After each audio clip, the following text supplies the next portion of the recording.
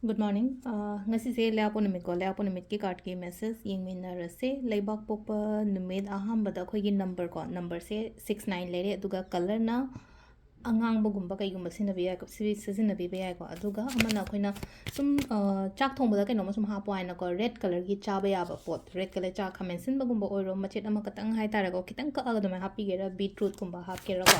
amain toroga change fu matam da du dum le ko ado hambada khoi gi card ki message yeng ase aduga timing afaba sai pe yeng ase ko ngasi gi oina timing afaba kai kai lege habado adu dum ga yeng minarase ko ndo sida lady ba card sing sida gi card hom gotang thok chare card number 1 card number 2 aduga card number 3 ko ahamba ani shuba ahum suba sida leire ko ado ama khallase sida gi hade koina khandoi se card number 1 consider card number 2 consider traga card number 3 consider ko first card khan bangai yenga se ko silai se ko first card khan bangai gi oina sida lai se khoi gi keno lai ko ahamba gi card se aina khanba aina ningiba pote tawbiyo ngasi gi oina ai keno ma khallaga leire haita aina chachira or chalo se ningjing mangjing na bagum baga toroga leibodo ataraga di aina ningba aina pame pot aina tawge haina khaliba potto haidi chup chap ta tawi ba hai tar kemta hai da bi khota bi mingon da hang da bi khota bi hai tar ga dumai adum bai mong da ma lere ko aduga thaja bazu thamo aina tawdori be thabak se engon da kana gani hai bagi adugi self belief kumba kai gumba dumai na gumba thambi ba ko ani shuba khanba ko ani shuba khanba sina ko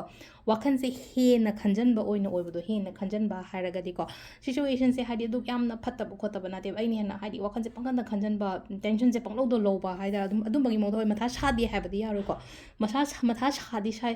sharaga sung sai gi shari mata do hadi khara he na sajan ba du mai na oina oibodo du na hadi kitang hai tar ko adugi part ma khara release to hon ba kholam ba adu du ma lere ko number 3 khan ba ngai yenga se ko number 3 khan bangai yona se lotion ba harasne ko samna have problems nuai to ko to ba maina khatang lai adugi pot myam do loiba oina su oire aduga plus hai tare ko lotion lagadi anoba malak pa have dum daina khanbiro hadi si problem myam je loirabni na ai problem loire hadi loiba hadi muk thajaba thambiba harasne ko samna have da lotion gre phare anoba ma kari ma do adom do ina focus to biba si sina ko gi card ki message lere ko timing na harasne ko timing ne ki pung ni pan ga minute ni fuma pandaina pung amaga minute